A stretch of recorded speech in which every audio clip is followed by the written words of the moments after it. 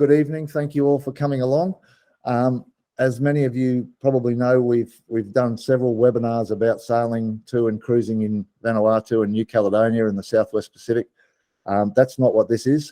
This is about getting to the pointy end of it, and those that are keen to actually go do it next year with us, we want to make sure that you're fully informed as to what you might be getting yourself into before you commit to parting with your hard-earned money and registering. Yeah, so we've got a circuit basically that we're talking about here, going from the Gold Coast across to New Caledonia with the Go East rally, then the follow-on rally to that to Vanuatu, and then the return rally back to Australia. The reason we don't make this one big rally is typically in the past we've learnt that some people don't have enough time to spend 5 months doing this whole thing. Some like to go to New Caledonia and just spend their 3 months there and come home. Others like to go to Vanuatu for a little while and then come back to New Caledonia and come back from Noumea, and others like to do the whole circuit. So we do it this way to break it up into sections for those that want to do it. In the past, some people have chosen to go onwards after they've got to New Caledonia to Vanuatu themselves rather than continuing with the fleet, and so it's all about being flexible and providing you with options. So as we say, the Go East rally to Noumea is 780 nautical miles if you can sail the rum line. It's unlikely to sail the rum line. You've got predominantly southeast winds that are coming through, the trade winds there most all year round. And if you try to head straight from the Gold Coast to Noumea, we've got a voyage there of nearly 800 miles. So you're talking about at least 6 days for most boats. And you really don't know what the forecast is going to hold beyond 3 days.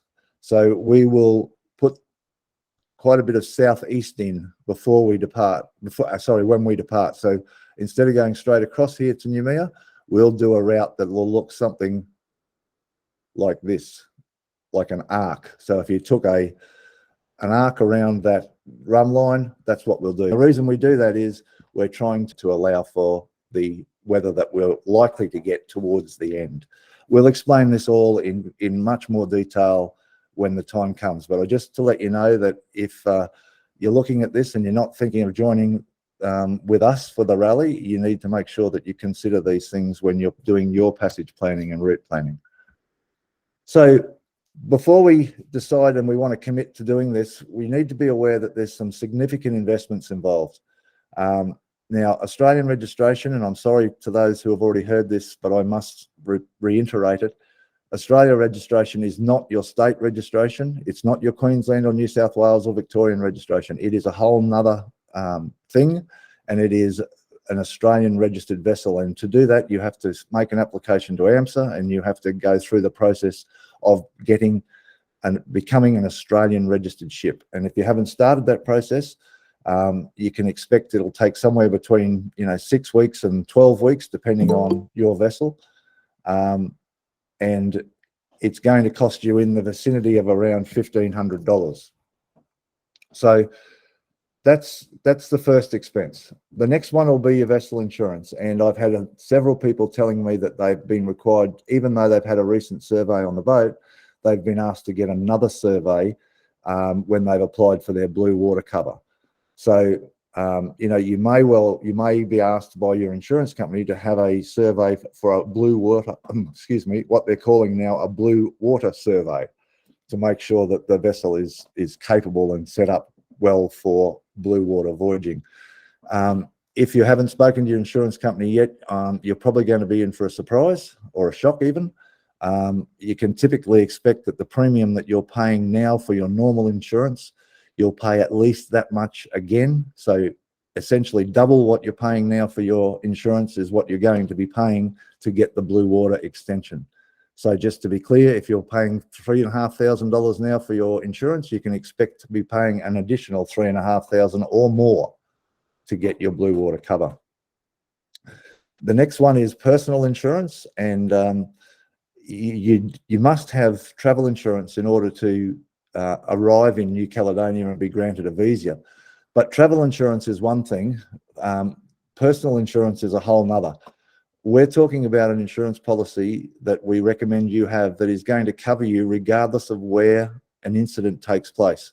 So you need to speak to whoever you choose to take out your personal insurance with to ensure that if you happen to have an incident whilst you were in the ocean that required you to have medical attention when you arrived at New Caledonia, would that insurance cover in fact cover you for the expenses that you're going to incur at the hospital in New Caledonia? We've had instances where people have had an injury whilst they were at sea, and when they've gotten to their destination, they've gone and had that injury treated, only to discover that their insurer is saying, well, we're covering you for injury whilst you were in the other country. We weren't covering you for injury whilst you were transiting there.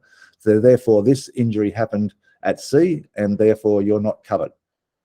So the only policy I know that gives a comprehensive cover here for everything that you could possibly expect or might happen is the Topsail Yachtsman's Gold policy.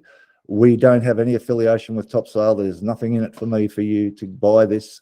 It's simply the one that we have always used ourselves, and we know that they honour their product and that they supply what is needed. For the period of time, if you're going to be away for the 5 or 6 months, you can expect that's probably going to cost around $700 odd per person. Just a heads up for those that have got private insurance, health insurance in Australia, we're with Medibank Private, and we're able to suspend our cover whilst we're away. So instead of paying for both of these personal private insurances or hospital insurances, we're only having to pay for the one that we're using whilst we're away. So it actually is cheaper for us to be away than it is to be here. So if you've got private insurance, you might want to talk to them about whether the option to suspend it whilst you're away. It'll save you a few dollars. It'll more than pay for this other policy. The next one is offshore communications, and it's a condition of the rally entry that you have all three of these abilities whilst you're at sea. That's voice, email, and weather. So for most people, that's going to look like some sort of satellite communicator, aka an Iridium Go, or a satellite telephone with a data transponder attached to it, so you can send and receive data from your satellite phone, which is the old way we did it. It's not very intuitive. People do use it and they get by, but by far the most economical from a capital outlay point of view is the Iridium Go.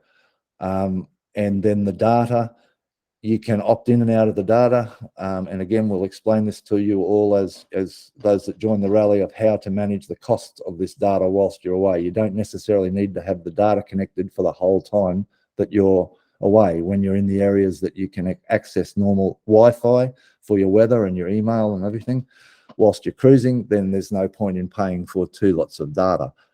So it's economical to opt in and out. We typically just have it for the passengers. So offshore communications, voice, email, and the ability to access weather information. An AIS transponder, that is one that sends and receives, not just a receive only. We want it to be able to send your position as well as receive other vessels' positions. So that's critical. A water maker. Some will tell you you don't need it. Others will tell you you do need it. I guess it's the difference between cruising and camping.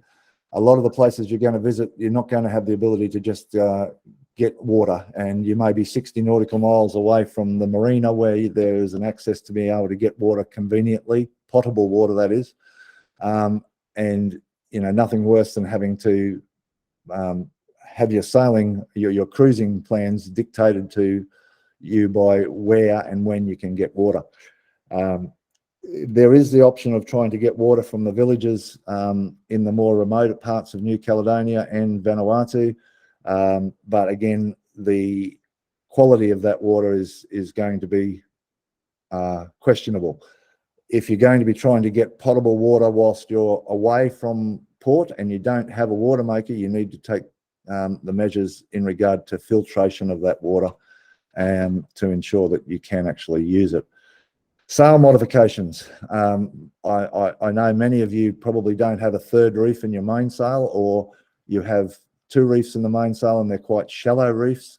Where we're recommending that you look at having either two very deep reefs or three, putting additional third reef in, especially if you're sailing short-handed. If there's just the two of you on board, the last thing you want to be doing is having to be reefing this sails constantly, and at night time when you're tired and it's dangerous. We work on a theory of safety, comfort, and speed when we're cruising, and in that order. So the first thing we're looking at is are we safe, are we comfortable, and how fast are we going?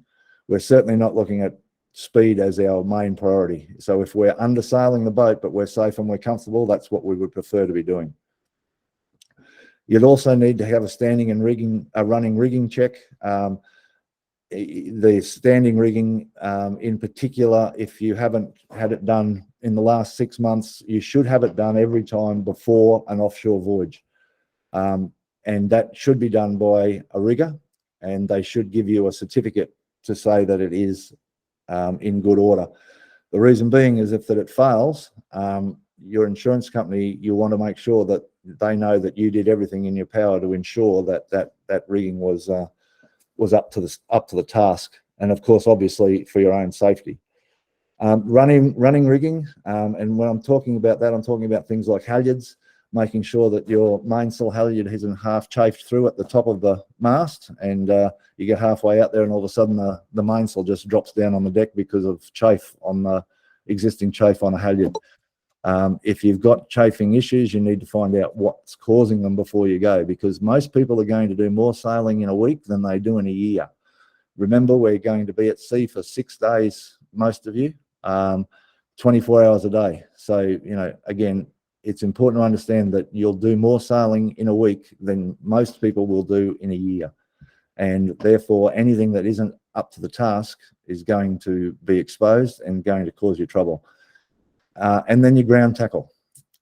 We need to make sure we've got sufficient rode on board to be anchoring in depths of up to 20 meters or more, especially when we're trying to avoid anchoring in coral. We often will find ourselves, as many of those who've did the Beyond the Barrier rally with us the last few years, have found that when the lighting wasn't good, we've just had to anchor out wide and deep, where we typically normally have sandy bottoms, but we're anchoring in great depths. So, you know, it could be another significant investment for you for ground tackle, and you're going to spend a lot of time on anchor. So if you can't sleep well at night now, because your ground tackle isn't up to the task, then you want to do something about it before you leave. And then offshore safety equipment for the vessel. We'll talk about the standard terms of entry, rally entry for the minimum requirements, and then for the crew as well. Courses. It's foolhardy. It's the best word I can use to go to sea and not have completed a marine first aid course, and I mean a marine specific one. There's been incidences over the years with the rallies where people have had injuries at sea, and treating those injuries is crucial to the safety and the comfort and sometimes the survival of those aboard, and being able to treat them in an environment that isn't necessarily what you're used to. And the offshore, the marine first aid course is all about helping you overcome those extra challenges you're going to have. So we suggest everybody on the boat should have done that. The last thing you want is for one person on the boat to have completed that course and they be the one that fell ill and they can't help themselves, and nobody else can help them because they haven't done the course. So investing in a marine first aid course is essential, as is a sea survival course.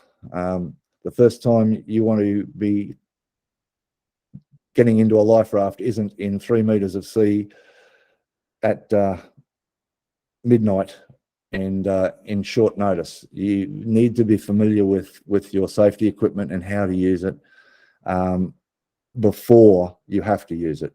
So a sea survival course, at the very least, doing the practical part of the sea survival course and understanding the challenges that are going to be you'll face if you do find yourself having to get into a raft, and then seeing how you feel about that and moving on and doing the practical course, the in water part of the course as well.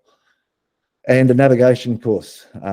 If you can't put a plot on a chart and sail from that plot to your destination without the aid of GPS, you must be able to do that.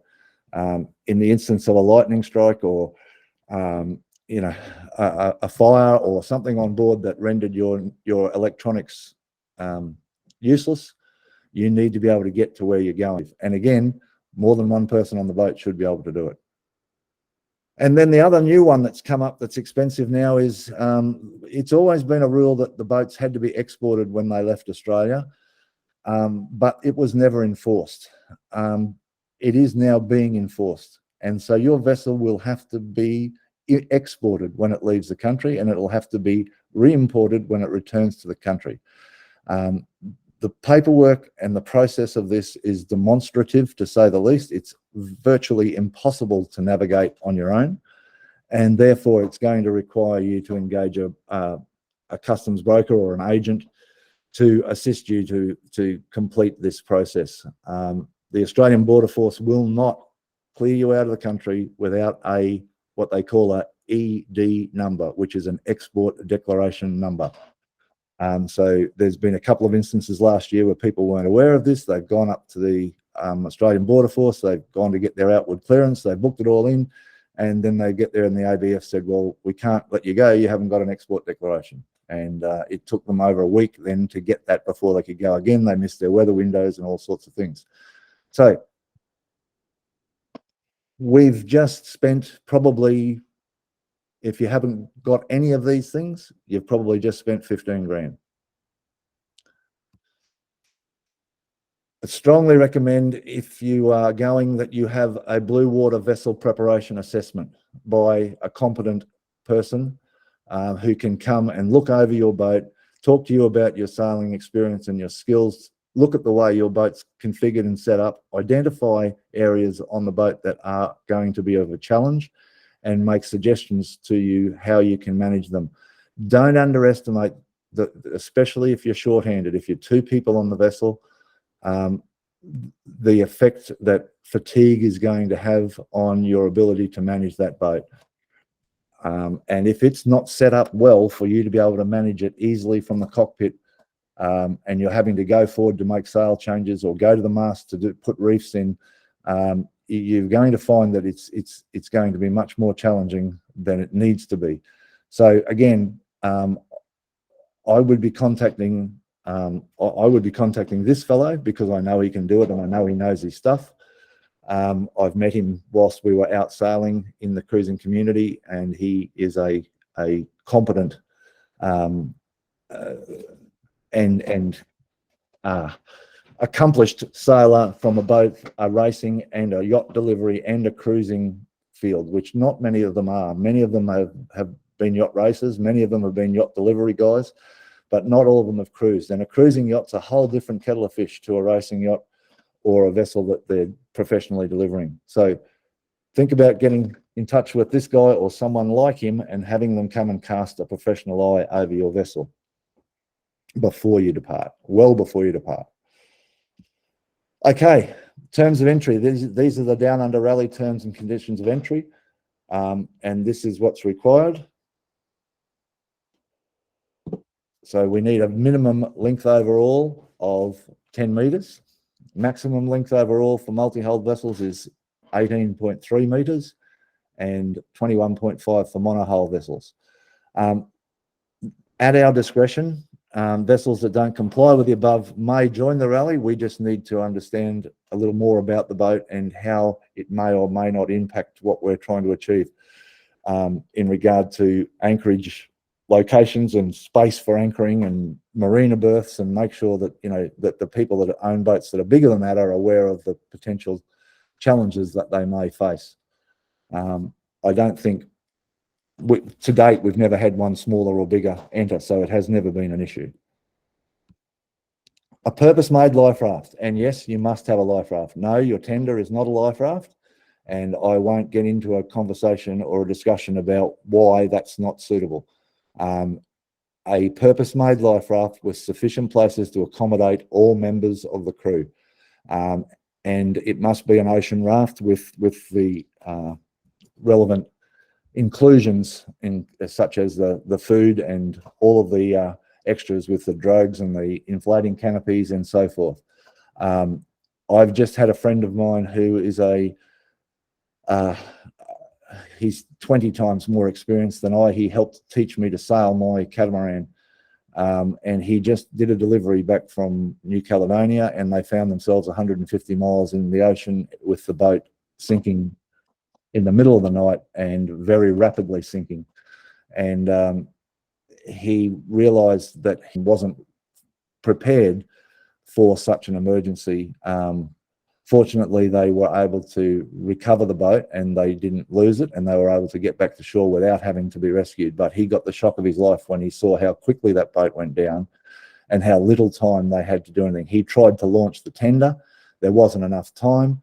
In the rush to do it, one of the blocks seized up and the rope got jammed and they couldn't get the tender in the water. There's all sorts of things went on there. So a tender is not a life raft. And your life raft must be able to be launched by everybody on the vessel as an individual within 2 minutes. So you need to think about where you've got it located. You need to think about whether the weight of it is going to not be able to be moved around by the least strong person on the boat. In our own experience, we had ours stored in a location where I one day asked Leanne to move it for me whilst I was doing something else, and it required her to lift it. And she couldn't lift it high enough to get it to where it would need to have been to be able to deploy it. We had it stored in a bad location. So life rafts and where they're stored.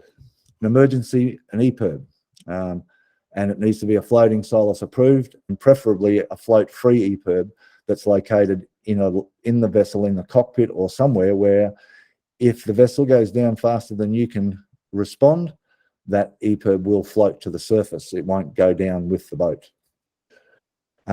We talked about the AIS. We need a handheld VHF with a waterproof cover. We need to make sure we've got securely fitted lifelines and securely fitted jack stays. And if you don't know what your jack stay is, then you need to let me know and I'll tell you what you need to know. But if I would say to you, if you don't know what jack stays, jack lines are at this point in the equation, you've got a lot of learning to do before you're going to be heading off to New Caledonia. And buckets, lanyards, and so forth. Again, there's a lot of conjecture about this next one, but we'll say a hacksaw and spare blades, bolt cutters, croppers, or a suitable method for cutting away the rigging in case of an emergency. Those of you who've followed Lisa Blair's travels will know that she found herself in a situation where she needed to cut away rigging, and none of the prior items were suitable. So again, some thought needs to go into how you're going to be able to quickly get the rigging free of the vessel in an emergency situation. Fire extinguishers, fire blanket, manual bilge pump that can be operated from the cockpit. Again, I've got monohulls, that's pretty self-explanatory, but on catamarans, you need to look at how are you going to be able to effectively get the water out of one hull if that vessel is compromised. Again, that other one that I just spoke of that was coming back from New Caledonia was damaged in one hull, and the rate of the water inflow into that one hull was sufficient enough that it was coming up into the cockpit floor within minutes. And they had a hell of a time trying to manage that water flow.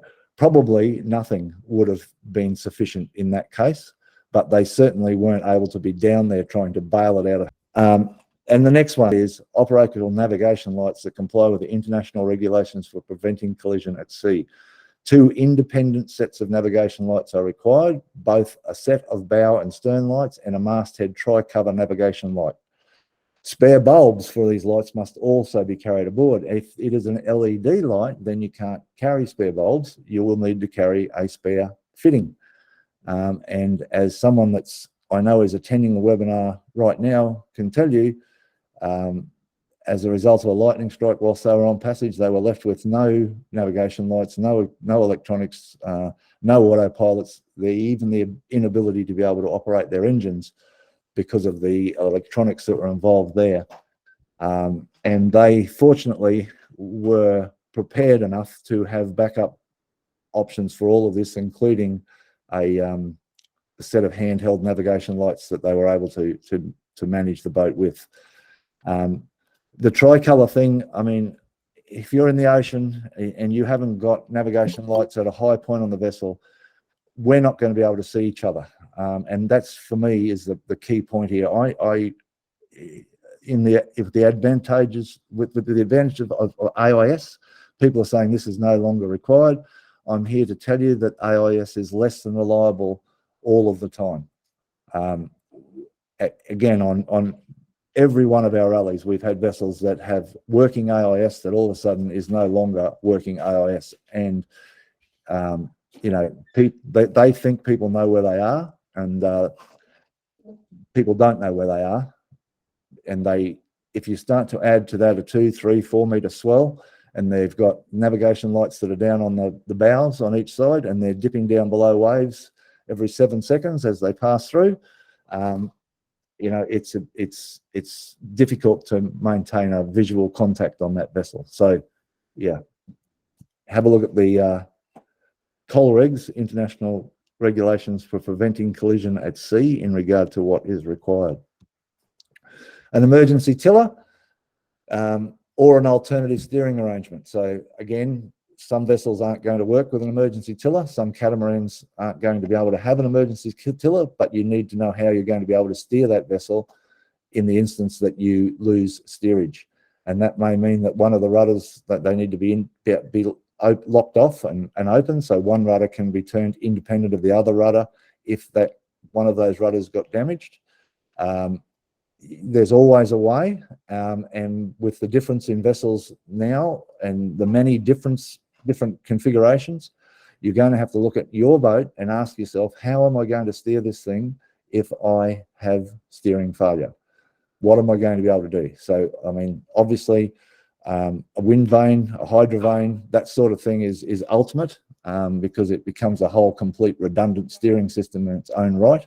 And they do work on catamarans, but again, it's a massive investment of, you know, probably $7,000 to $8,000 that most people aren't prepared to invest for this sort of a trip. So I will leave it to you to look at what's within your budget and your vessel's design to be able to come up with a method of being able to steer that vessel. PFDs, harnesses. I mean, this is all pretty straightforward stuff, but I would emphasize here the need for a crutch strap. If your PFD doesn't have a crutch strap, if you've ever got in the water with your PFD inflated, you'll find that it spends half of its life trying to float up over your head.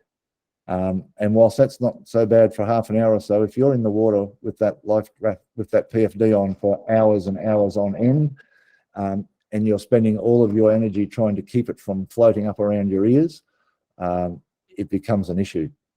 A PFD that's got a comfortable headrest that comes into the back of it to support the back of your head, your neck, is also highly recommended.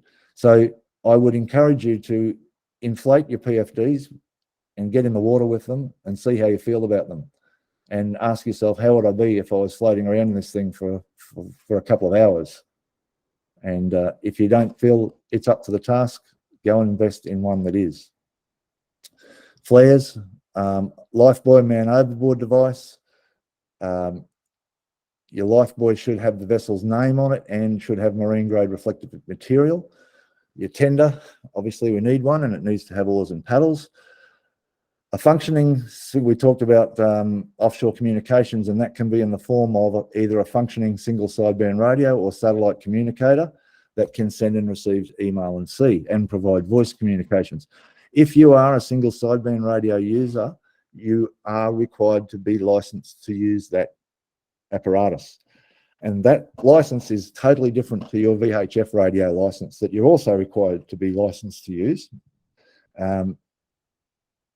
If you have a working single sideband radio, and I emphasize working single sideband radio on your vessel, you need to have done a certificate of operator's proficiency to operate that set. And if you're wanting to join into single sideband radio nets and things as you're traveling around, most of the operators are going to ask you for your call sign, and anyone that's involved with tracking the vessels and single sideband radio skeds, such as Passage Guardian, the people we use, if you aren't a licensed operator, they won't engage you. So if you've got an SSB radio and you're going to use it and it works, then you need to invest in learning, or at least having the certificate to show that you know how to use it. Soft wood plugs secured adjacent to each fitting and to enable any through-hole fitting to be closed off quickly. Category 1 offshore first aid kit with medications suitable to the persons on board the vessel and a user manual. A foghorn, a suitably equipped emergency waterproof container capable of floating when full, and that's why I've highlighted it, capable of floating when full, to be used as a grab bag or an emergency overboard bag, and it's going to have things in there such as your passports and the ship's papers and other survival equipment. Again, if you've done our offshore cruising preparation course, you'll see that we cover that in detail. This next one goes without saying, and vessels must carry all navigational equipment essential for offshore passage making, and that would include paper charts for the ocean passages. I'm not suggesting you need a paper chart for everywhere that you're going to be sailing once you've arrived at your destinations, but you certainly should have paper charts for the ocean passages of a suitable scale. And again, you need to know what to do with them. They're not just pretty, they need to be able to be used. Okay, all the equipment must be functional, must be easily accessible, and of a size, type, and capacity suitable and adequate for the intended use and the number of persons.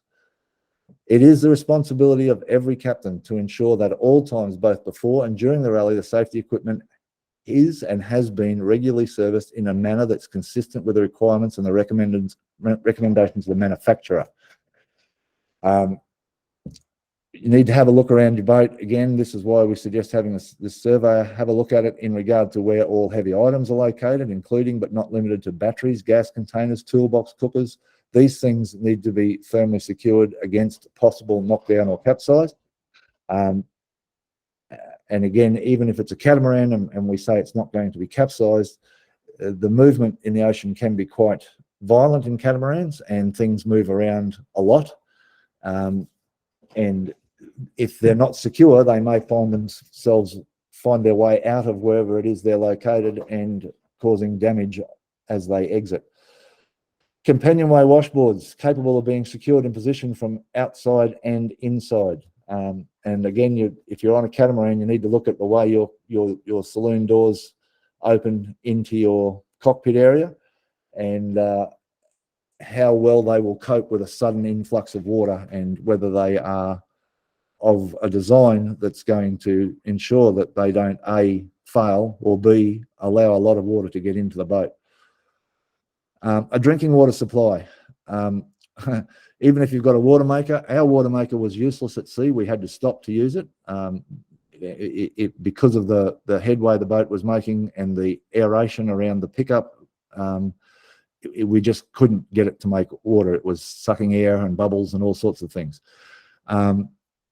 And we had an instance where one of our crew members bumped the tap in the galley, in the vanity basin on his way out. It actually got caught on his wet weather gear. So he's washed his face, turned the tap off, he's turned his wet weather jackets, grabbed the handle of the tap and opened it up. And during the course of the next couple of hours, drained 100% of our water capacity. So we had no fresh water on the boat halfway through a passage. Fortunately, I carried 20 litres of emergency drinking water in a locker in the front, and we had what we needed to get through. So don't just rely on what's in your tanks, and don't rely on the fact that you've got a water maker to ensure that you're going to have an adequate reserve of drinking water at all times. The Down Under Rally does not carry out safety inspections. The safety of the vessel, captain, and crew is the sole responsibility of the captain.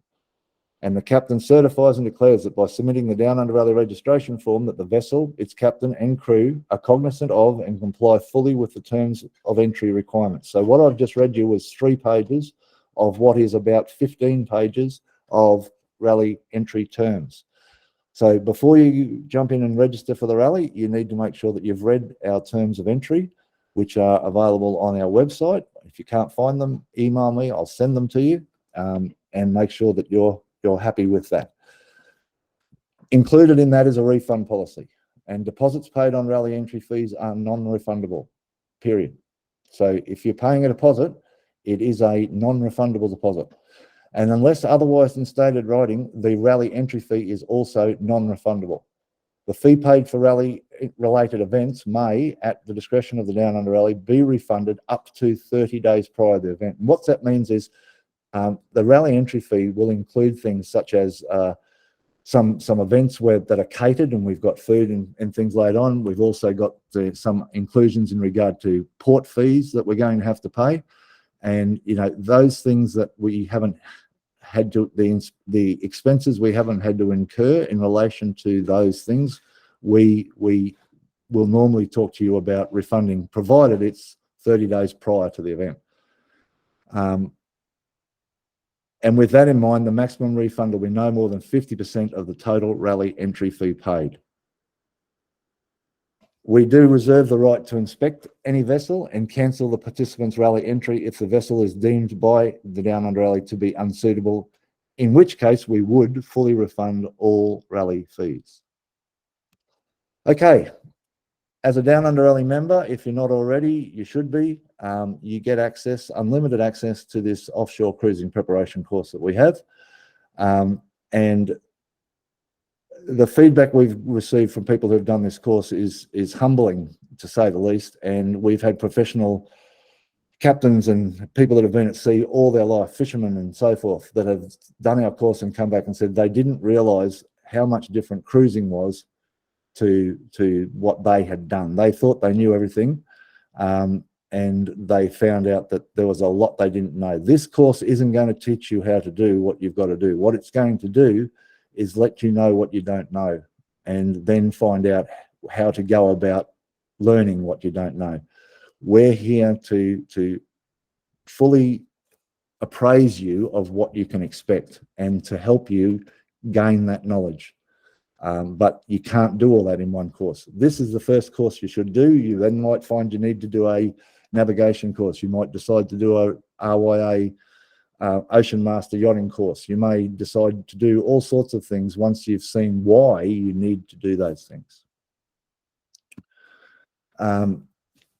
Again, if you're not a Down Under Rally member, you not only get part of access to that course, but you get discounts on special offers on marine-related products and services from our partner businesses and so forth. At $125 a year, it's the best value investment you're going to make in regard to your cruising, I can assure you. Okay, New Caledonia cruising. So when we get here, we've got hundreds of miles of sheltered water cruising. And that's the unique thing about New Caledonia. You can see that we've got an outer barrier reef that fringes 90% of Grand Terre, the mainland of New Caledonia.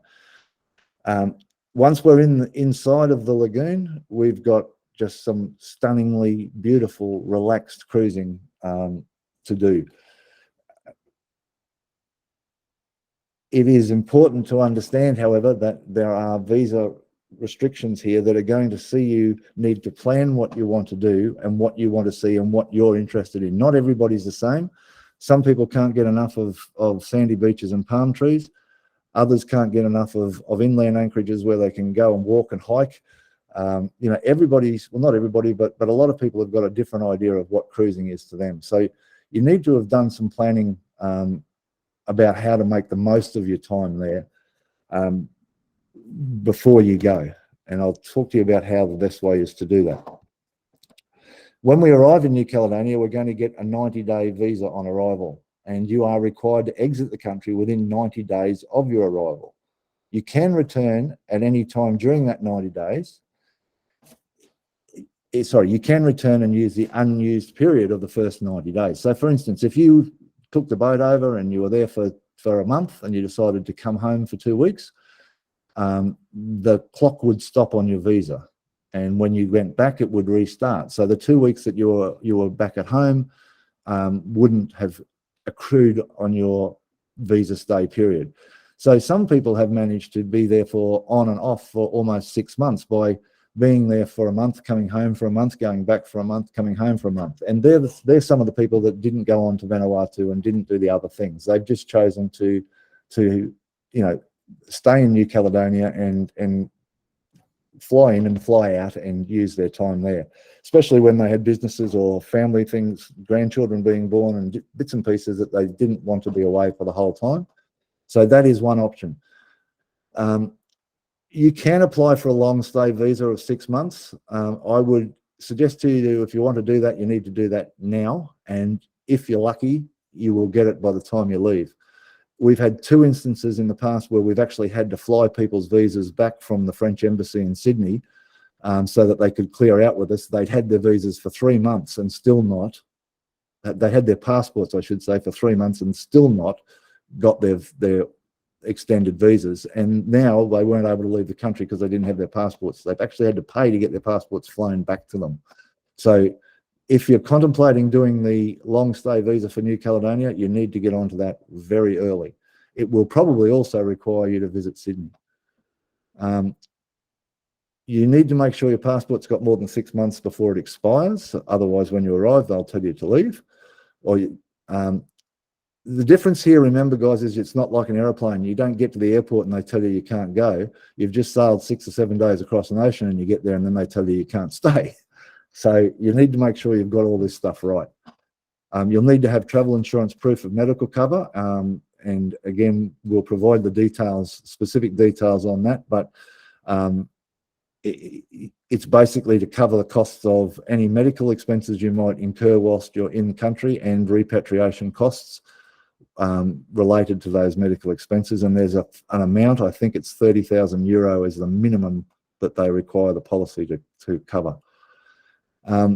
If you've got crew coming to visit you, not crew, I should say, if you've got friends coming to visit you and they don't have a return flight booked, so they've flown from Australia to New Caledonia on a one-way ticket, they won't be allowed to board the aeroplane in Australia, to New Caledonia unless they have a return ticket or they have a one-way letter. A one-way letter is a letter from the Immigration Department in New Caledonia acknowledging that you're going to be staying on the vessel. So if you've sailed over as part of the crew when we've left Australia and you've arrived in New Cal, no problem, you get your 90 days. But if you are flying over to join the boat and going to stay with the boat for an indefinite period of time and you haven't got a return flight book, you're going to have to get one of these one-way letters from the Department of Immigration in New Caledonia. That can be arranged through our agent in New Caledonia at a cost of about $45 per letter. Or if you've got good French skills and you can speak French and write French, you may be able to do it yourself. And vessels can stay for a maximum 1 year in any 3-year period. So again, just important to understand that if you spend 6 months in New Caledonia this year and 6 months the next year, you will not be able to go back the following year. The vessel has to have then been out of the country. So a maximum of 1 year in any 3-year period without it having to be imported. I talked about planning your cruise and deciding what you're going to do before you go and get a good idea of what it was you wanted to see and do whilst you're in New Caledonia, allowing that you only got 90 days and you've got weather that's going to impact that as well as other things. These are must-have cruising guides. And again, the little bit of money I get for doing this is not worth the time I spend promoting them. I do it because they're essential. If you're a Down Under Rally member, you're going to get 20% off them. They're not cheap. If you haven't seen them, go onto our website under the Go East Rally pages and have a look at what they are. They're an extraordinary guide with a massive amount of information, and they will ensure that you're fully prepared and you know what you're going to see and what you want to do when you arrive. Don't leave home without them, as they say. Okay, let's get into the dates for the Go East Rally 23. So vessel captains and first mates are to arrive at the Gold Coast no later than the 3rd of May 23 to attend the various rally-related events prior to the rally departure. Those rally-related events will be a combination of both social and information sharing events where we'll help you learn more about using your Iridium Go and understanding predict wind weather, and we'll just be there to communicate with you and talk to you about anything that you're concerned about, and we'll also have a bit of fun. This is the next thing that's super important to understand if you're coming with us. The earliest possible departure date will be the 10th of May 2023. So we've got 7 days before we will depart. However, that departure date is subject to a suitable forecast for the passage being identified. We have waited 3 weeks in the past, and I will wait as long as it takes to get a suitable forecast. So therefore, participants and crew must not have any sort of schedule that impacts the departure date or the arrival date in New Caledonia. So if you've got someone that's got 2 weeks off work and they're going to come with you, then this isn't going to work, because all of a sudden we've been delayed leaving for 2 weeks and their holidays are finished and they've got to go back to work. There cannot be any sort of schedule attached to crew that are joining you for the passage. Anyone that wants to sail with us has got to be committed from the 3rd of May to be available indefinitely. No, I've got to go home to feed the cat. I've got to go and do this. I've got to go and do that. I've got to be back at work for this. I have this to attend then. It's not going to work for you. It's just not going to work for you. So no schedules at all in any way, shape or form. Otherwise, it's just going to end in tears. And it has ended in tears, and I've become quite certain about how I deal with this now, and there is no consideration. It's, you know, this right up front. You must have no schedule. So why come with us? You might be asking yourself the same thing after all I've just been through. But I think what you'll start to understand is we've got the experience and we know what you need to know. We're going to provide the opportunity to voyage to and cruise in New Caledonia in company. We're going to look after the lodgement of the documentation required to obtain outward clearance from the Australian Border Force, including the agent's fees related to the export of the vessel, export declaration, on departure, and the import of the vessel, import declaration, on return. We will arrive at a VIP rally-only port of entry, and what that means is when you arrive, you will be arriving in paradise. We will typically arrive at one of the resort islands, and we have the officials come to us. We don't go to them. So the officials meet us out there. They perform all the clearance, the formalities on board your vessel at this port of entry. You're actually swimming around the back of the boat and enjoying your experience. Starts the day you arrive. We provide passage planning and passage management advice. We provide professional weather routing for the voyage duration. We provide proactive vessel and fleet tracking whilst on passage. So those 3 prior things I've mentioned there. Passage planning and management. Our weather router begins looking at weather patterns about 2 weeks prior to our departure, and I'm engaged with him on a daily basis for 2 weeks prior to departure, for however long, prior to the goal departure, and for however long after that until we do depart. And we'll share that information with you, our rally participants, so that you get to learn a little about the process. Our weather router will then provide daily email updates to every vessel in the fleet about the weather whilst they're on passage. And that could mean that in certain instances, some boats are doing 5 knots, some boats are doing 9 knots, and they can be literally hundreds of miles apart by the time, you know, the voyage is coming to a close. Half of them may be there and half of them are still 2-3 days away. So the weather that you're being provided is relevant to your location. So the router is looking at how you're progressing, what speed you're doing, and what the weather's going to be like for you where you are, not necessarily just for the whole fleet. We have Passage Guardian, who is Peter Mott, is a friend of ours, and he's helped me many times with many vessels that have been in distress. And he provides a proactive vessel and fleet tracking service, which means he's engaging satellite AIS capability. If you've got a working AIS, he's going to be able to track your vessel anywhere in the ocean. He's going to know if your vessel slows down. He puts in alerts that'll say that vessel's just gone, made a sudden 90-degree change of course and is now heading in a different, is now taking a different heading. That vessel has just stopped and it's doing 1 knot. He gets an alarm no matter what time of the day or night it is about these parameters, and he'll then monitor it and see, okay, does that look like it's been intentional or is there an issue? If he feels there's any challenge at all, the first thing he's going to do is try and get in contact with you, and the next thing he's going to do is get in contact with me, so that we can be aware of early detection of any possible problem with your vessel whilst you're at sea. We'll do a detailed and informative departure briefing, and we're going to have, as I mentioned, social events before and during the rally, some of which are included in the rally entry fee. Others, you'll have to buy your own drinks and food. So what's it all going to cost? For non-members, it's going to be $3,345, and for members, $3,245.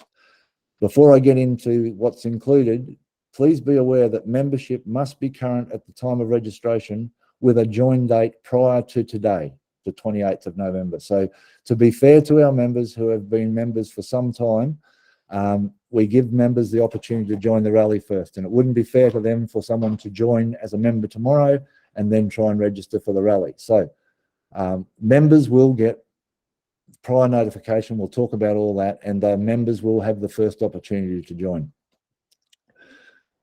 The rally entry fee, I choked when I worked it out. I couldn't believe it was going to be that much, but it is what it is. The rally entry fee does, however, include 10% GST, as well as the agent's fees related to the export of the vessel on departure from Australia and the re-importation of the vessel as returning Australian goods on the vessel's return to Australia, both of which are mandatory requirements for the Australian Border Force. The fees charged by the agent for the services that relate to obtaining the export declaration number and import declaration number would cost individual vessels $1,680 per vessel for non-Down Under Rally members. If you were a Down Under Rally member and you wanted to do this, you would get a discount, and it would cost you $1,330 for Down Under Rally members, a discount of $350 odd. So, you know, of that $3,345 you're seeing up there, $1,330 of that is gone already to the agent, and a further 10% has gone to the government. So, you know, we're seeing a little more than half of that entry fee. Their entry fee also includes the vessel with 2 people aboard. So that's the captain and first mate. If there are additional crew, 13 years and over, it'll be $220 per person. If they're 12 years and under, it'll be $77 per person. We've talked about all those things. I don't know why I've done it again. Participant packs, I'll show you what else you'll get in regards to participant packs. We get the VIP full service and clearance, 2 Down Under Rally t-shirts, 2 Down Under hats, and a Down Under Rally flag. So registration process will be a 2-stage process. Stage 1 will be an email to all members on the 7th of December with an invitation to secure their registration for the Go East Rally 23 by paying a $550 non-refundable deposit. Everybody else will get that email on the 14th of December. So members are going to get 7 days heads up to secure their position. On payment of that deposit, you'll receive participant pack number 1, which contains a guide to preparing the vessel and crew for ocean voyaging and vessel and crew preparation checklists. Stage 2 will be on the 23rd of January, which will be the final registration fee. and there'll be 7 days to pay it. Members who qualify for the discount of $100 will receive a promo code at the time of being invited to pay the final registration fee.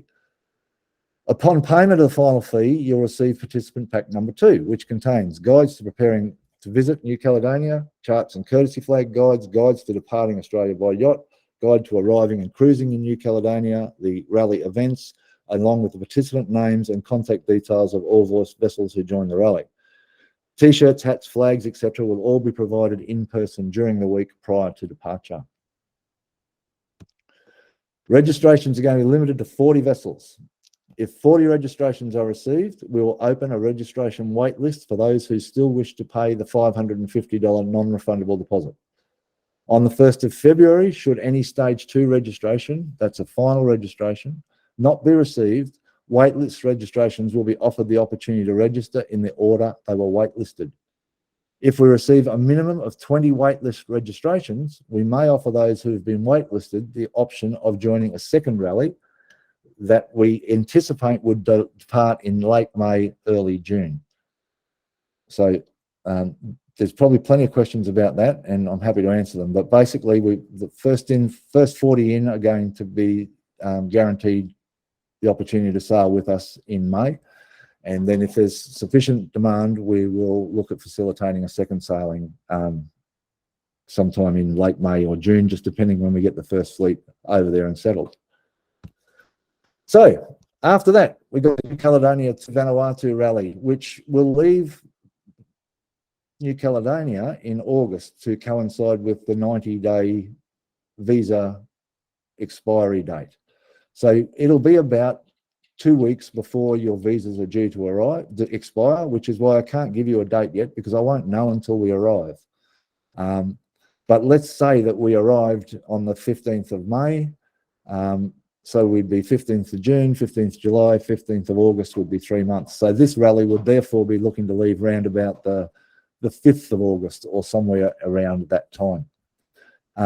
We will be clearing out of Lifu, which is not a port of entry, and therefore we will be paying the officials to come and perform the outward clearance, or our agents will be coming and facilitating the outward clearance of all the vessels from Lifu.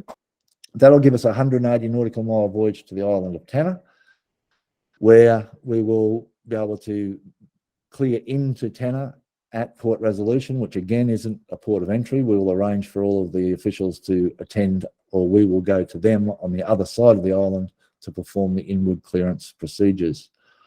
There'll be time spent at Tanna, visiting the volcano and the other attractions, as long as with welcome ceremonies, and then moving on to Erromango, which is 55 nautical mile north of Tanna, and then on to Vila.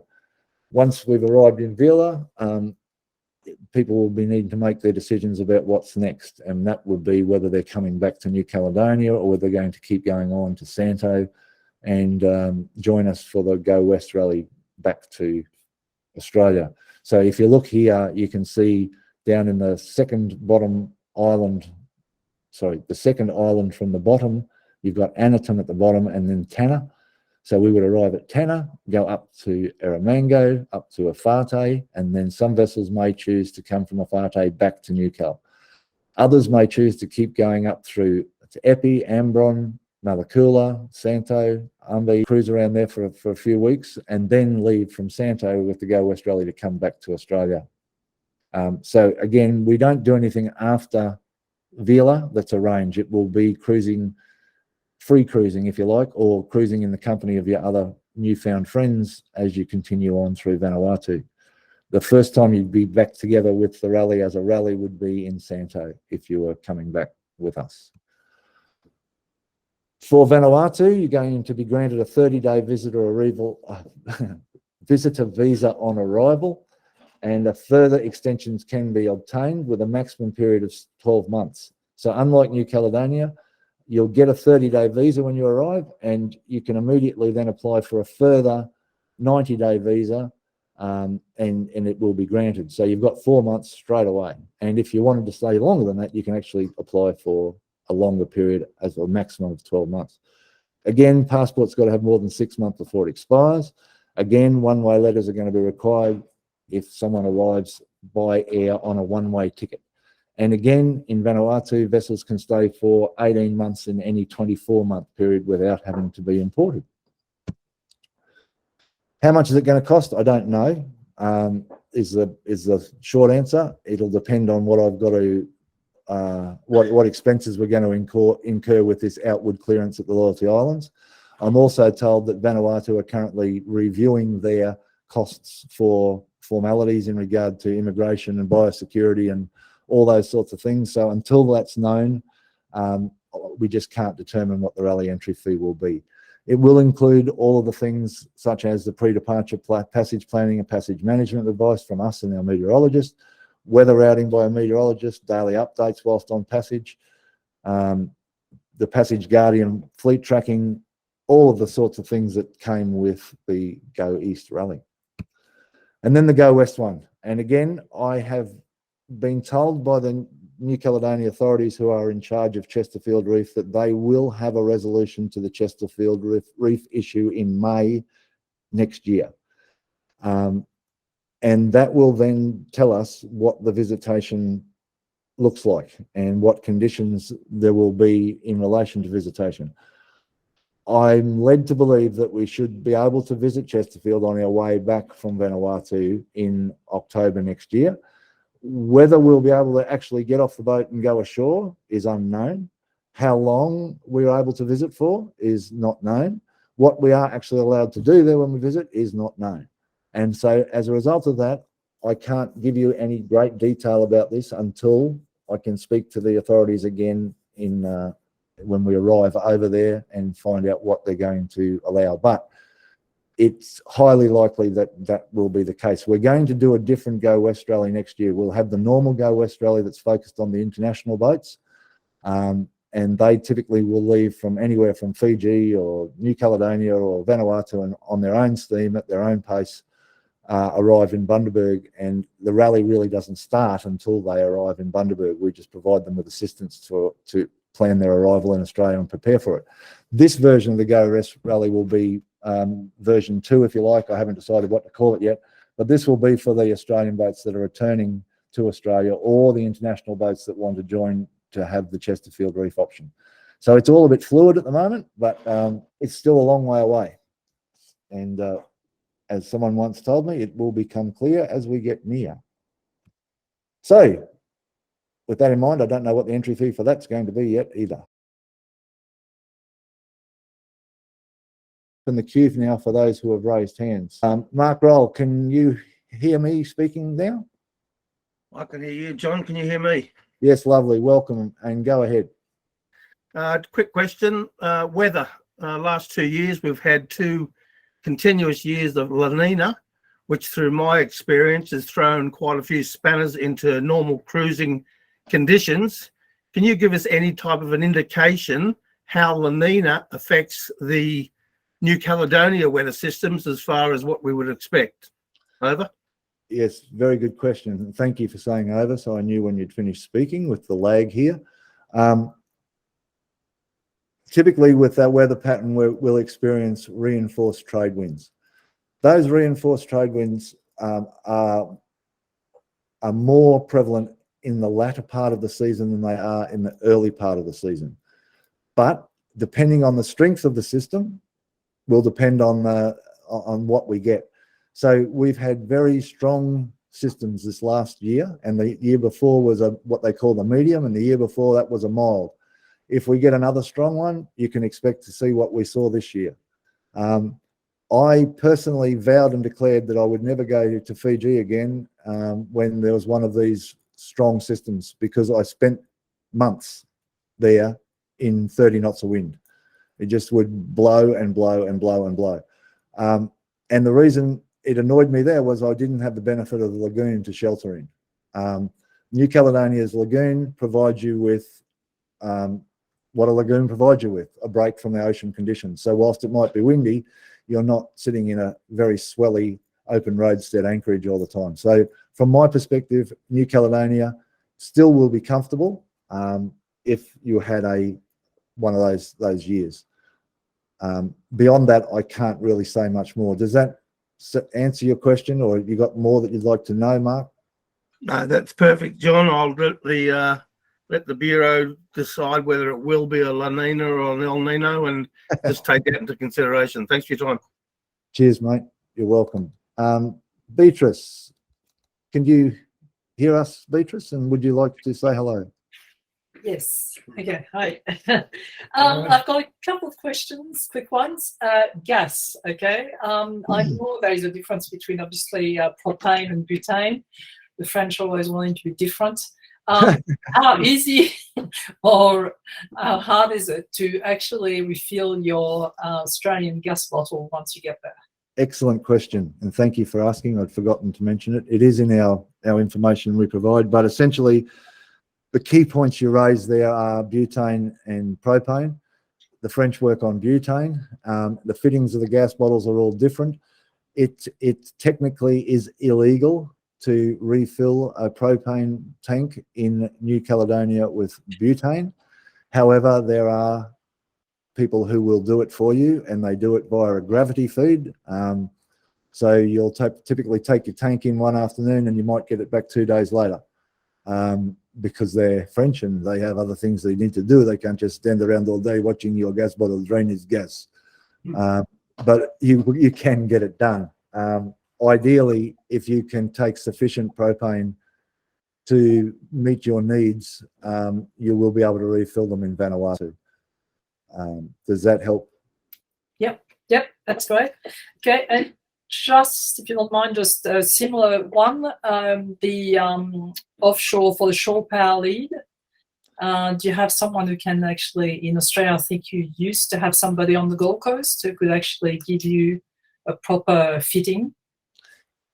Yes, and another good question. So for those that aren't aware, the shore power plug configuration is different in New Caledonia than it is in Australia, and you'll need to have an adapter made so that you can plug into the pedestal on the marina. Again, when we send out the guide to preparing to visit New Caledonia, we'll provide you with the details of what you need to purchase, and if you would like to have someone make it up for you, who will make you one up as well, and how they'll deliver it to you and those sorts of things. So essentially it's a piggyback lead that's got an adapter at one end, so you can plug your existing shore power plug into one end, and an adapter at the other will plug into the pedestal on the dock, if that makes sense. Okay, that's great. Thanks very much. You're welcome. We've got Anthony Burglas, yes? Yes. Hello, Anthony. Just following up on the power one. So the plug on the French side is not just a European power plug like it's an Australian one here. It is a European style plug. It's not like, so our Australian 3-pin has got two essentially right angled top ones and a straight bottom one, if you like. Yeah, so any just ordinary adapter for a European to an Australian should work, is that right? Yes, provided you've got the it's if you're a 15 amp plug, so you're going to need 15 amp adapters. Okay, sorry. Earlier you mentioned anchors and deep anchorages. I'm about to replace the chain. What sort of length do you recommend? Look, if your boat can carry it, I recommend up to 100 meters. Some catamarans are going to struggle to carry that because of weight and or locker configurations, but if you can carry it, 100 meters is ideal. Okay, exports and imports. First of all, I presume that's an Australian joy, and that New Caledonia and Vanuatu and other Pacific nations are not as arseholy as we are. Is that correct? Yes. In a nutshell, yes.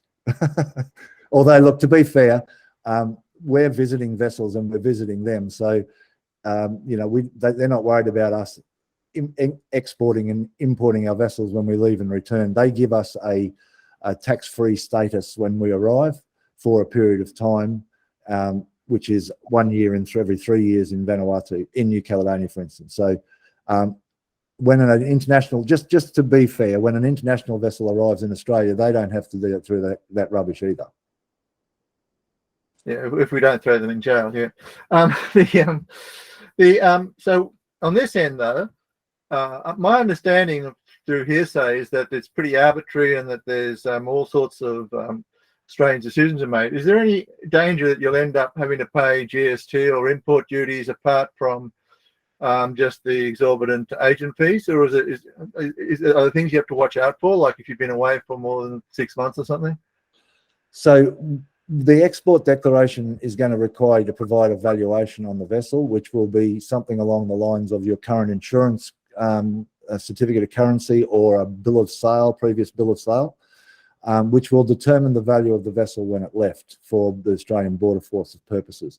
You'll have to fill out a B333 form, which will ask you to list the equipment levels that are on the vessel. When you return, you're going to have to provide a declaration saying whether the vessel has increased in value, whether you've done anything to increase its value. As returning Australian goods, you won't be required to pay GST and duty on the total value of the vessel when it returns, but you may be asked to pay a top-up component on whatever has caused the value of the vessel to increase. So, for instance, if you went to Indonesia or Asia or Thailand and you went and spent $150,000 redoing the decks and repainting it and all that sort of thing, you could expect you might have to pay GST and duty. Oh, sorry, GST on those things. Yeah, sure, but there's no traps in terms of if you go away for, suppose you went away for a year and you came back, you can still claim it as a returning vessel. And that's, yeah, absolutely correct. That in a simple sense, yes, that is correct. The final one for me is forecasts, especially in an El Nino year. How accurately, what are the forecasts like when you leave here? Are they reasonably reliable a week out or so when you get there, or is it like a few days and then it's up to the gods? So my philosophy on forecasts is I think that day one is going to be about 95% accurate. I think day two will be about 70% accurate. I think day three will be about 50% accurate, and beyond that, I reckon it's crystal ball.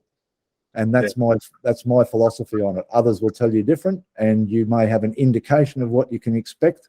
But from my mind, I'm going to work on the average law of averages that tell me I can expect the trade winds, the east southeasterlies, and I'm going to plan my voyage around compensating for them when I get them.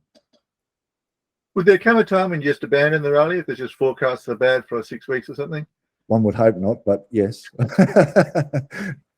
We haven't had to as yet, but if it was months, of course. But I am prepared to wait for as long as it takes to get the forecast, and we'll get one. And look, it may not be optimum either. It's really important to understand that this isn't champagne sailing. This is ocean sailing. And at some point, we don't go because it's going to be comfortable. We go because it's possible. It's certainly not going to be dangerous, but it's certainly not going to be guaranteed to be comfortable either. Where we're going, we can expect to have wind.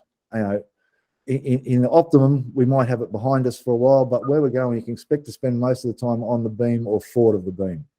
And if we get something better than that, then clap your hands and do cartwheels. No cyclones is the main thing. And that's why we wait.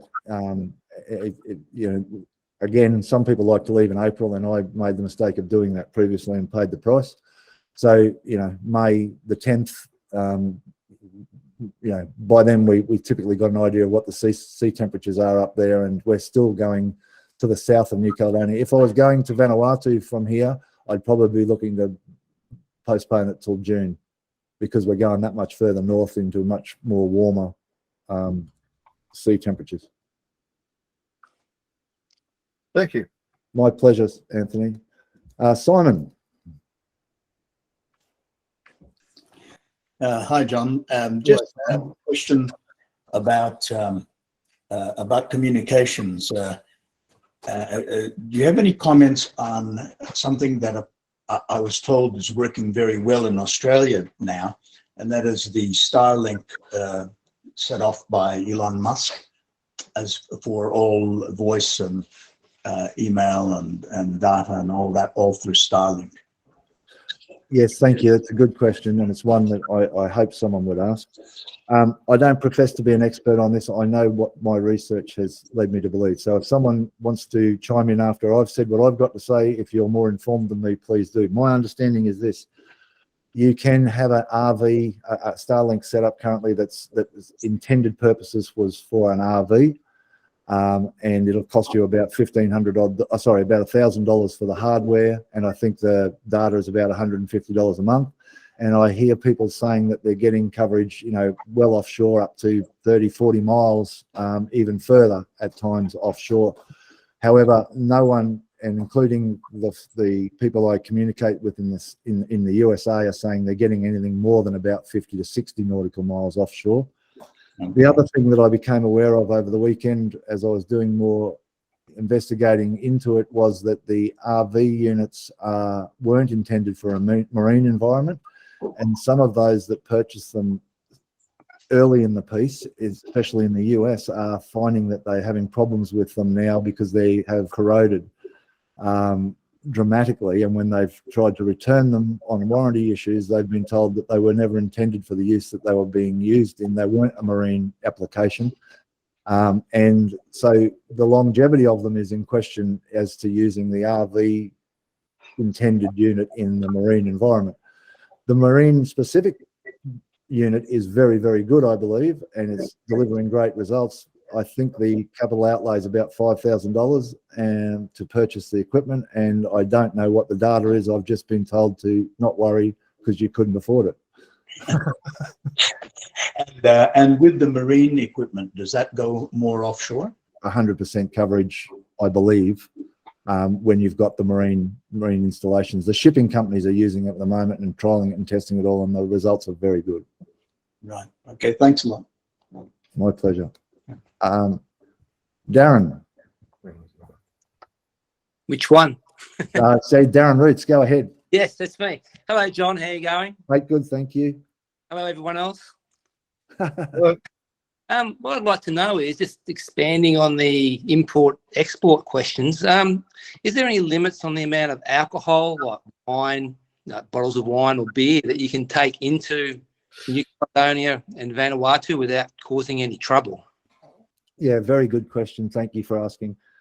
So, John, as the rally organizer, speaking in an official capacity here, will explain to you that just like Australia, when you enter New Caledonia, they have a quantity amount that you're allowed to bring.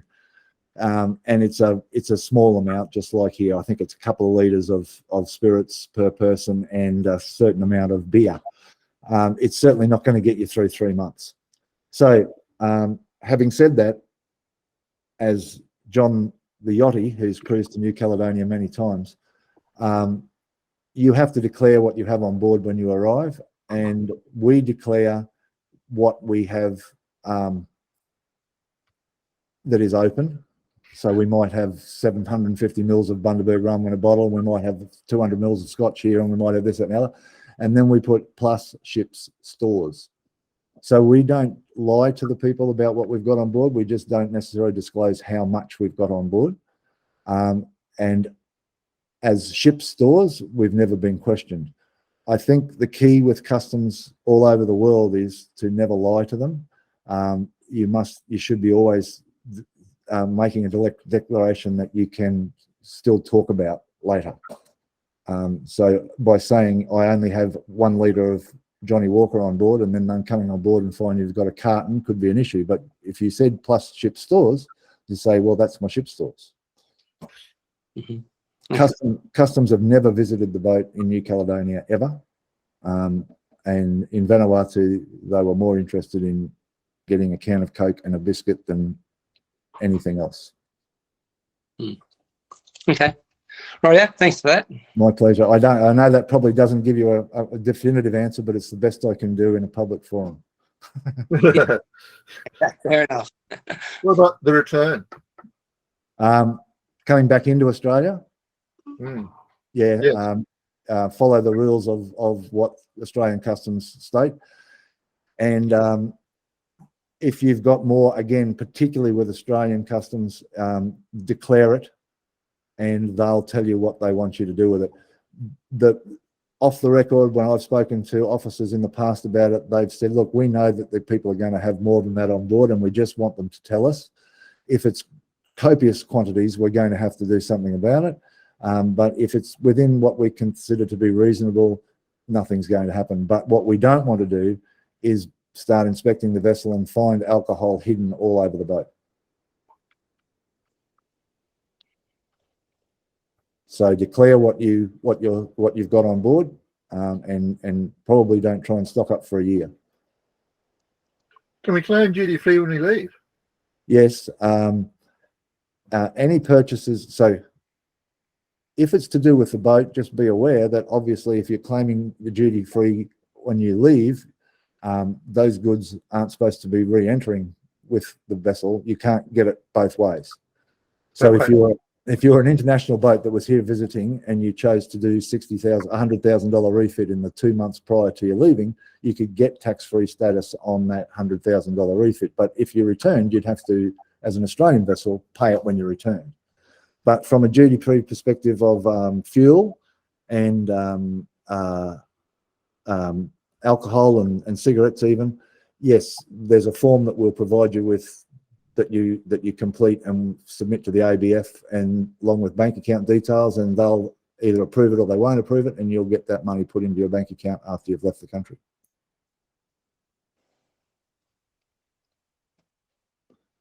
Does that answer you? Yes. Thank you. Okay, we've got Cheryl Rayson.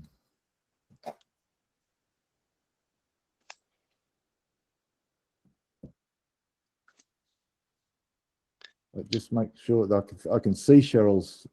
Your microphone's still muted, Cheryl, according to my screen here. Okay. Okay. What sort of weather pattern are you looking for when you leave the Gold Coast?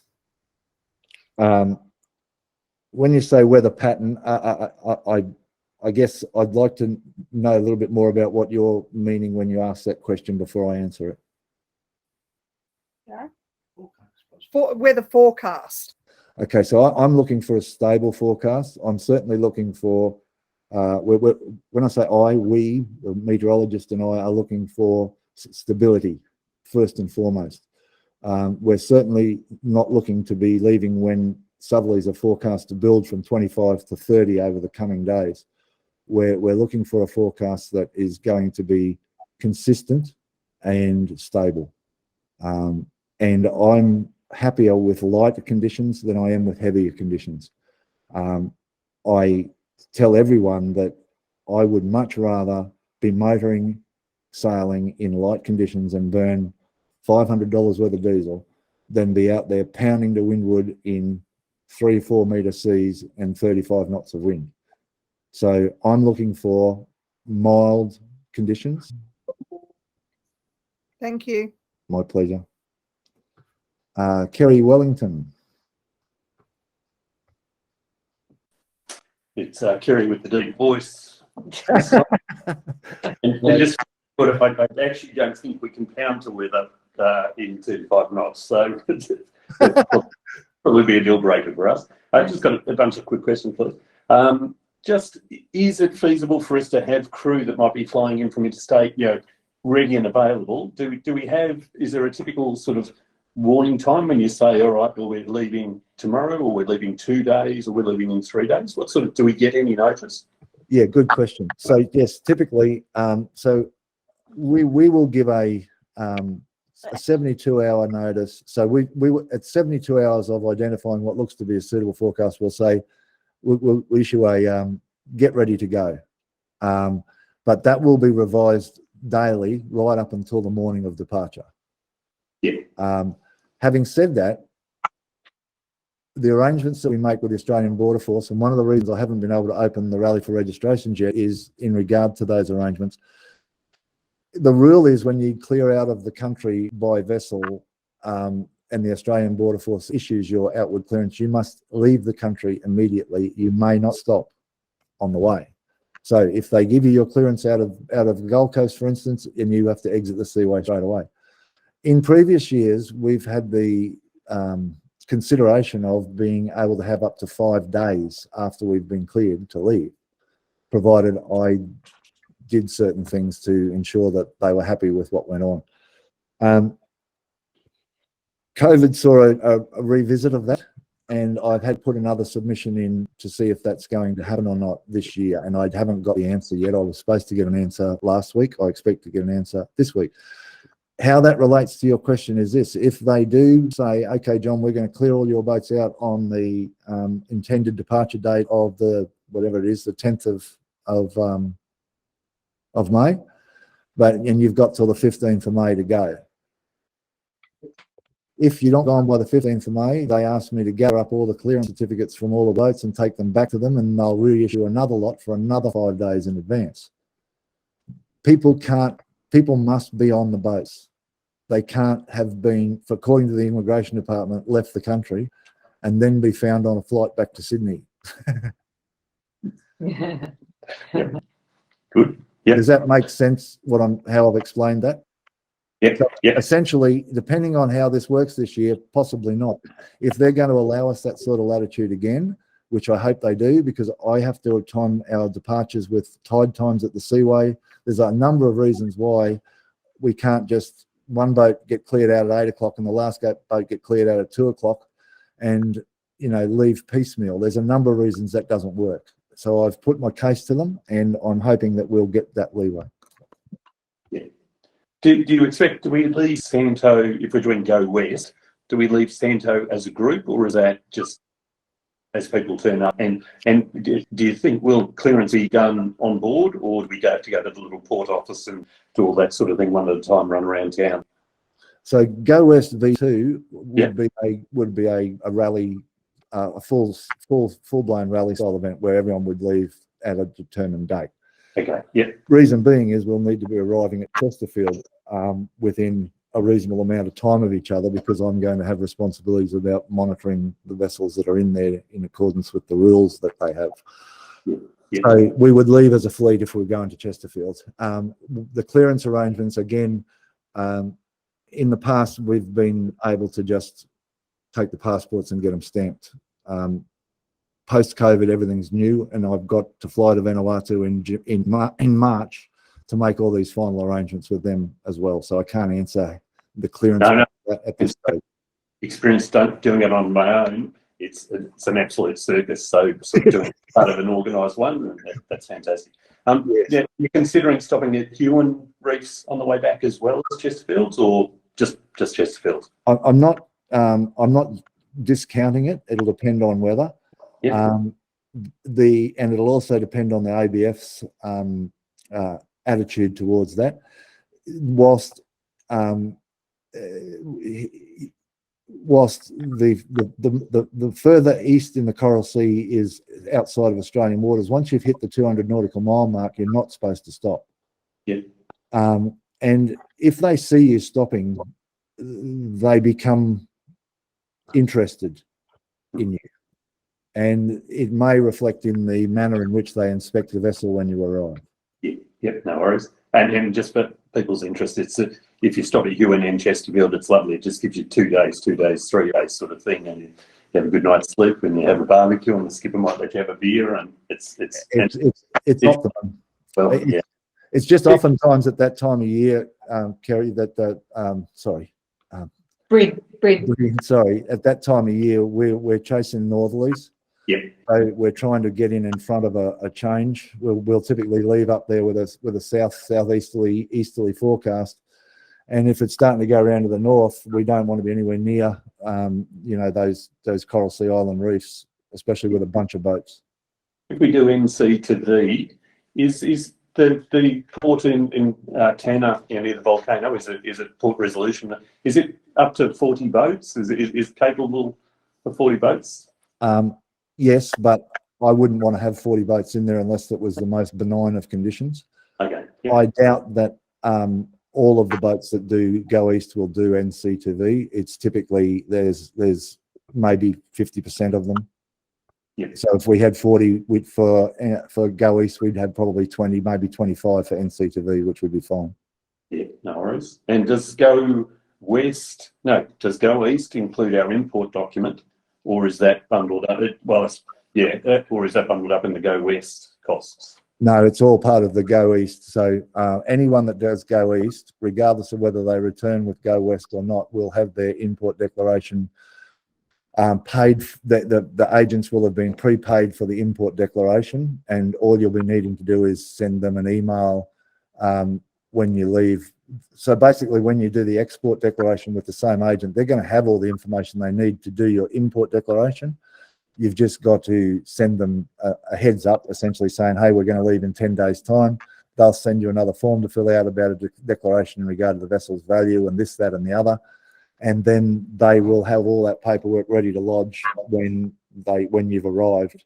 It's important, guys, also for everyone else to know, if you're not coming with us and you don't know about this, is when you arrive back in Australia, the boat is bonded to port until such times as the importation is complete. So if you're having to re-import the vessel as returning Australian goods and you arrived in Bundaberg and you'd done nothing about it before you arrived, you can expect you'll probably be there 4 days minimum until the Australian Border Force has been issued with an import declaration number, which will then allow you to leave the port. Yeah. And just last, I'm not trying to crunch you or anything. Do you have any feel, John, for the intermediate rally and then the go west? Is the go west expected to be the same cost as go east, or because you've got your import already done and it'll be less? Yeah, and look, I understand, and I know you won't hold me to it. I'm expecting go NC to V will be circa $1,000, maybe $1,200, depending on the Loyalty Island costs and the Vanuatu Authority costs. Yeah. And go west will be, probably it's similar in around $1,000 or something. It certainly won't be anywhere near the go east amount because of the costs that we're having to bear with the import and export declarations. Yeah, terrific. Good. Over and out. Thank you. You're welcome. Kate Wyatt. Trying to see if I can see Kate's picture or. Yep, there we go. You got us? I can hear you. Yep. Oh, there you are. Hi. We were wondering about things we tried desperately to avoid marinas. The week waiting in the Gold Coast, that would obviously have considerable cost too. And, do you have to be in the marina to... Great question. And no, you don't. Again, I'm waiting on the Border Force to give me permission to do what we want to do. But at this point in time, we expect we'll be getting outward clearance at the boat works. I mean, if you didn't want to be in the boat at the marina, but you wanted to attend the events on a daily basis, you could come up in the tender, and there'll be tender docks available for all of the tenders for vessels that aren't occupying a berth. So yes, at anchor and accessing by tender will be no problem. Oh, that's extra cruising dollars then. Yes, absolutely. I'm with you. So, John, there's plenty of room up in that near boatworks to anchor a few boats, even bigger ones. Sorry, I'm just trying to see who I've got there. Oh, that's just Dave next to Carl. Sorry. Sorry. I've got all these tiny little thumbnails on the screen here. Sorry, just ask that question again. Oh, it's just there's obviously plenty of room to anchor up that part of the woods. Look, there is and there isn't. It's actually a 24-hour anchor zone, and waterways, Gold Coast Waterways will have the right to move you on after 24 hours if they wanted to. It's a river, and there's all the issues that go with wind against tide and anchoring there, and all the challenges that brings. However, you can anchor much further down from the boatworks outside the ski gardens down there at where the water ski area is at Coomera, where the boat ramp is. You can anchor up further past the boatworks. So look, it's not optimum, but this is the issue that we have anywhere with any number of boats in Australia. Yeah. No worries, that's all. Thank you. That's all. You're welcome. James Coomer. Yeah, g'day, John. Hi. My question is just with regards to charts, paper charts. Do you know if Gillian in Townsville is able to provide any of the French charts as well, or is she just specific to Australian charts? And I suppose expanding further on that, do you know whether she's catering for charts offshore? Yes, we'll be sending out a chart and flag guide pack with information about the charts that they'll be able to supply you with, and what scales and what numbers, and they'll be all at a discounted rate. So she can supply with ocean charts, she can supply with sheltered water charts for the whole of the world if you want them, but certainly for where you're going to be going. Yeah, thanks, John, and also that gentleman Tim that you mentioned in there for doing surveys. Yes. I've actually got him booked in for late January, and he's been very, very competitive for, just in case any other people are sort of scratching their head about it. And we've got to do it for our insurance. So for what it's worth, he appears to be very approachable. So. Oh, that's good to hear. And I have a personal relationship with him, so I'd be surprised to hear otherwise. And I'm interested to hear that you have had that requirement, given that you've been doing that insurance stuff for some, you've been proactive in applying for it. I know we've talked about it several times. So at what point did they tell you needed to get the survey for the blue water purpose? It's just when I approached Damien, and by the way, I've got insurance through Damien. And when I approached him, he actually said that we need a survey done for the blue water component of the insurance offshore, which I don't have an issue with. I want to get it done anyway. But Tim was very, very open to the whole thing, and he had a really good chat over the phone about it. And yeah, so we're going to see him late January. So if anybody wants feedback, I'm more than happy to give it. And I won't bore everyone else with this, but I have a quick question of my own there. Is it an out of water survey or an in water survey? Out of water. Okay. All right, that's interesting. Thank you. Anthony Beglass. I'm sorry if I'm pronouncing names wrong. It's fine. Sorry, a couple of follow-ups. Anthony, one again. of them was the getting in and out of the customs and stuff. So normally when you leave, I presume it takes them a few days, and if you're not careful, as you were saying, if they don't give you this sort of clearance, they'll say you have to book it in a week and then go on that day. And when you come back, there was something about having to give them like several days of notice before you arrive, and then be in a small window, which of course on a sailing boat is not so easy. Is that being cleaned up? Is that still terrible? No, so two responses there. Response one is yes, you need to arrange it well in advance of departing. Our agents, DASMAC, who are looking after it for us, I have to have the information to them no less than 96 hours prior to our intended departure date for all of the vessels. And on return, it doesn't matter.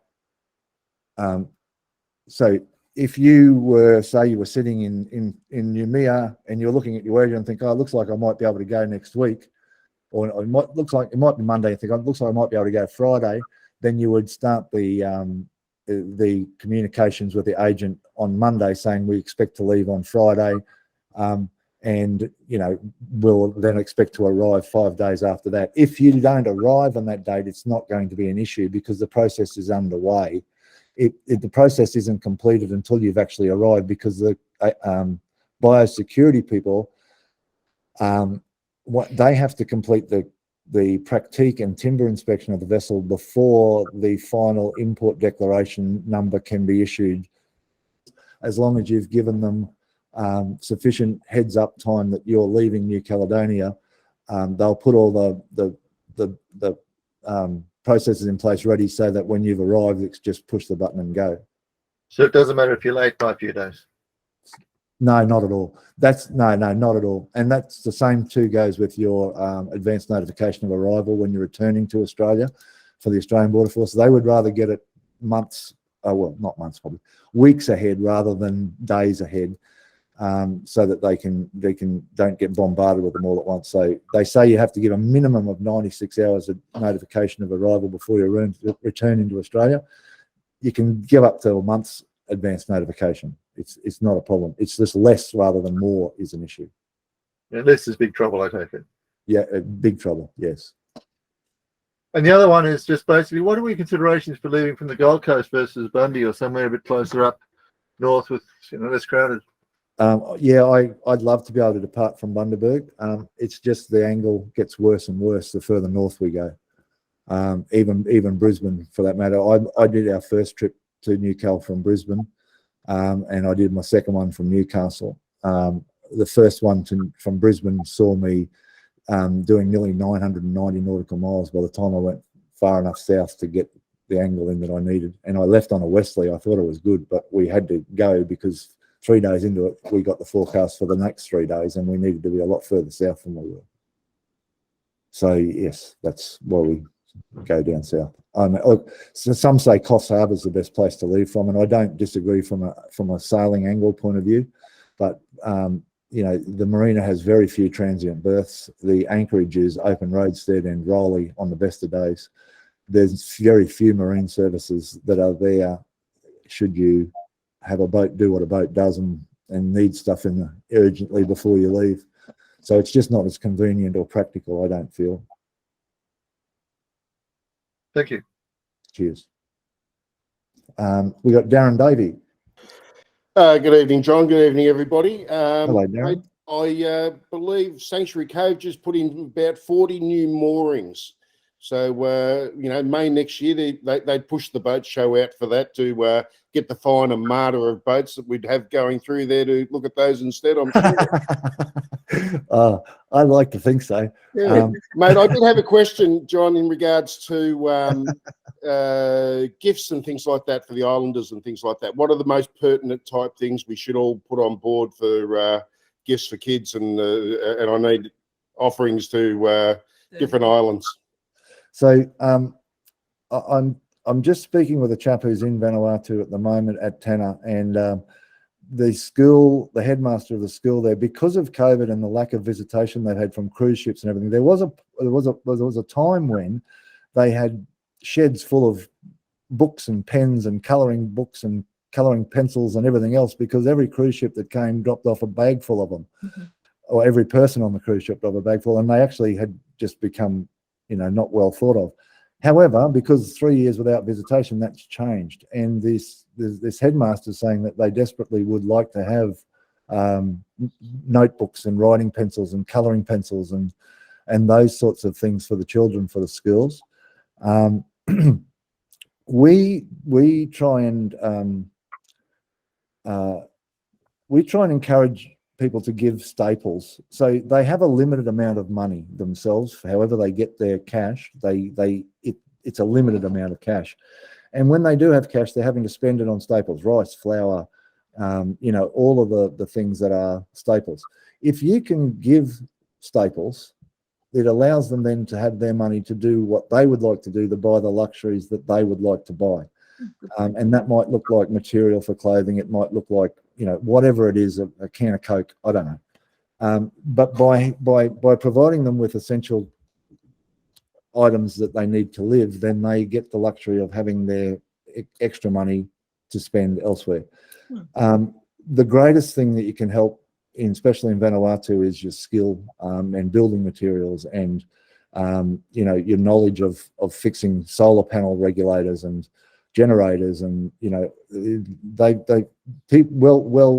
well-meaning people have provided them with a lot of stuff over the years that they don't have any idea how to maintain, and all of a sudden it just becomes redundant, and there's stuff lying around. Again, that fella that's over there in Tanner at the moment, they just spent 2 days rebuilding 2 different generators, and pulling carbies apart and putting carbie kits in. So you know, that sort of thing.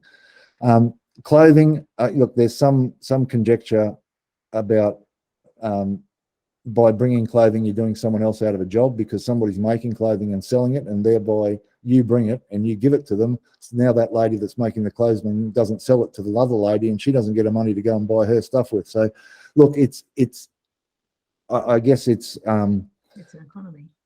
It's an economy. Who said that? Someone said that. Yeah, Sandy's here with me. Sorry.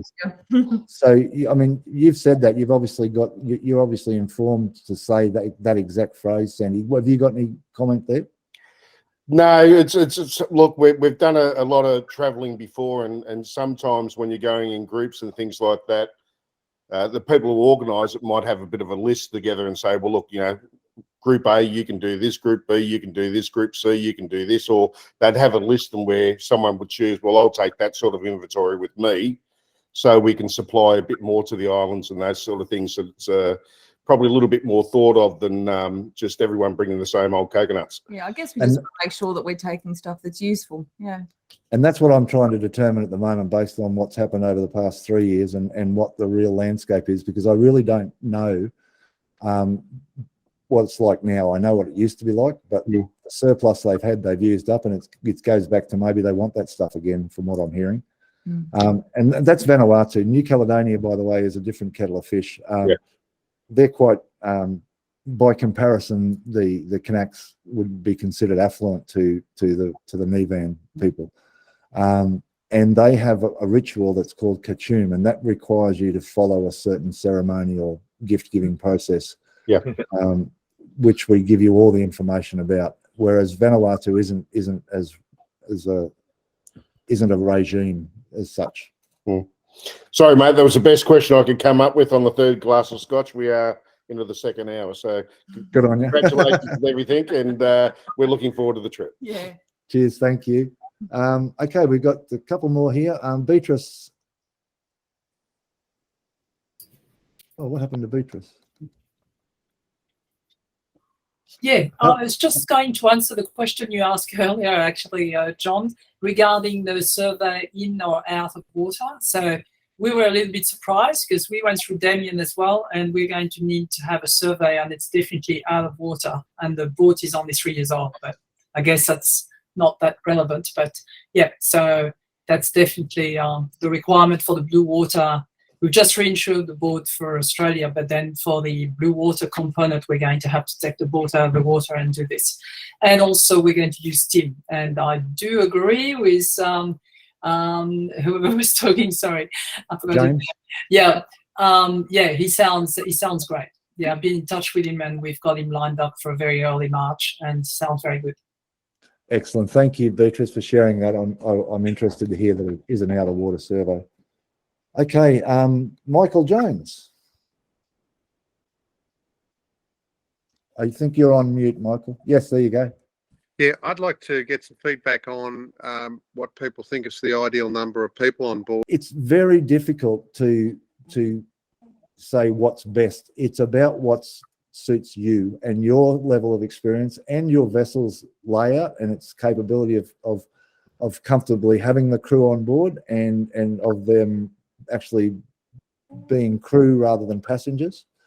And that's a whole nother subject. Sometimes people take people on board and they find out that they wish they didn't have them because they're violently ill and they can't do anything, and they're so far out of their comfort zone that they actually become liabilities. And then others take their friends, and they've had friends for 50 years and now they don't have friends anymore after an ocean passage. So look, I'm happy to talk to you about that one-on-one, and anyone about that one-on-one. It's got to do, I think, with your level of confidence in the boat and in yourselves. And, you may choose to take experienced crew on board if it's your first voyage and you've got some concerns. It's very much a personal choice. Thanks, John. You're welcome, Michael. John, this is Jenny, just continuing on from that. One of the things I was doing today was filling in the AMSA vessel registration form. And one of the questions is your call sign for your main radio. Yes. We only have a VHF radio, of course. Now, I actually spoke to AMSA and with ACMA, and they said it's just your boat name. Awesome. Yeah. Okay, that's great, because Les did the same thing. And so, guys, I would encourage you, if you're filling your AMSA thing out and you've got any questions at all, unlike most government departments, those guys are unbelievably communicative and helpful. Yeah. They actually do answer the phone, and they actually have someone that knows what they're talking about. Yeah.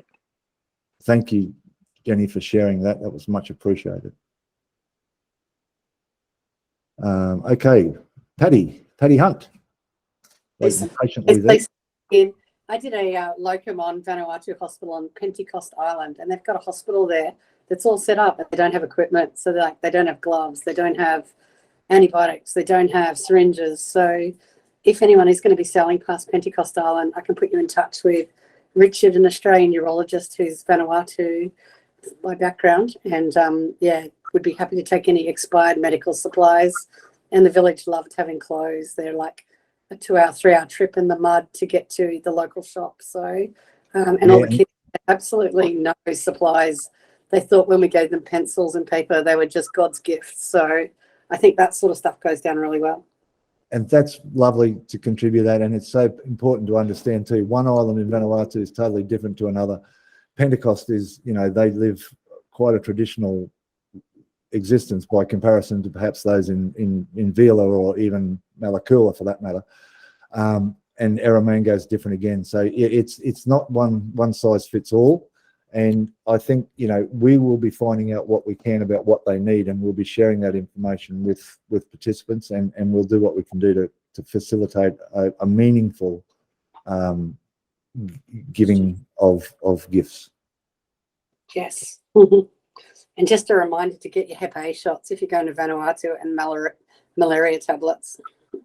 Yeah, it's really, that's really good advice. Again, go to your GP and tell him where you're going, and get what you need, because yes, malaria can be an issue. Dengue is an issue too at times, I think. So yeah, have a look at that. Smarttraveller.gov.au, guys. If you're not on that, you should be on that, and logging the trip and asking about where you're going to go, and you know, telling them you think about going to Vanuatu. They'll tell you all the stuff that you need to do in regard to visiting the country. It's Australian smarttraveller.gov.au. Anthony. Very last one. I don't know if I'm going to have this boat ready by May, but I would be interested in crewing. So later on, I presume we'll have some way of communicating with people that might be looking for crew.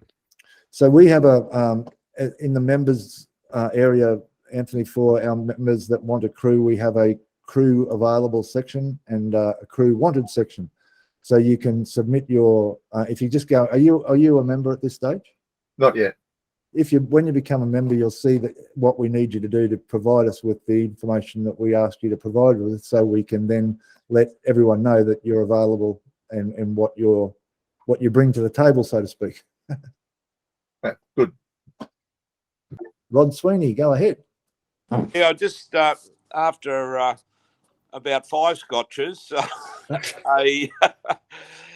just a warning to the coastal cruises that the blue water cruising is not as exciting and as comfortable as a coastal cruise.